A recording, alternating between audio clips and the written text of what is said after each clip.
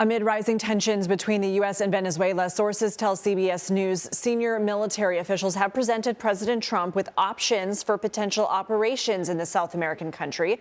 Sources familiar with the White House meetings say the list includes strikes on land in the coming days. However, no final decision has been made.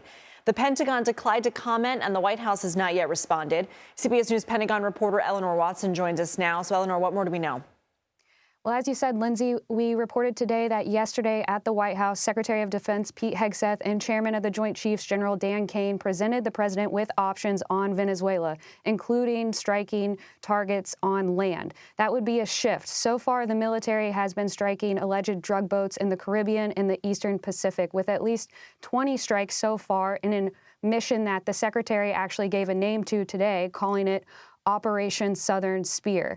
The meeting yesterday about options going forward comes as the world's largest aircraft carrier, the USS Gerald R. Ford, and its escort ships are headed to join the growing armada already off of Venezuela. The Ford and its carrier strike group add not only fighter jets, but also dozens of Tomahawk missiles that have the range to strike targets inside Venezuela. If the president gives the order to do that, that would be a major escalation, making good on the threats he's made that the strikes against drug boats, those strikes could be just the beginning. Has the administration explained what their goals would be in targeting sites within Venezuela?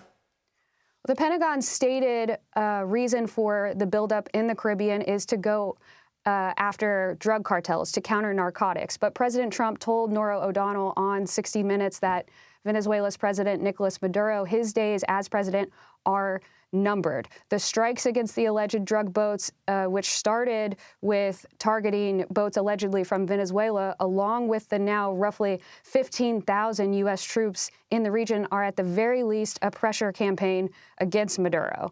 If that campaign turns into military action, the U.S. has enough forces there to conduct airstrikes, but the result of anything the U.S. tries to do could depend. If the goal is to weaken drug cartels, the military could strike at whack-a-mole strikes against drug cartel facilities in a similar way that it did against the Houthis earlier in the Trump administration. If the goal is to install a government more friendly to the U.S., then that could take more than just military force. Eleanor Watson, thank you.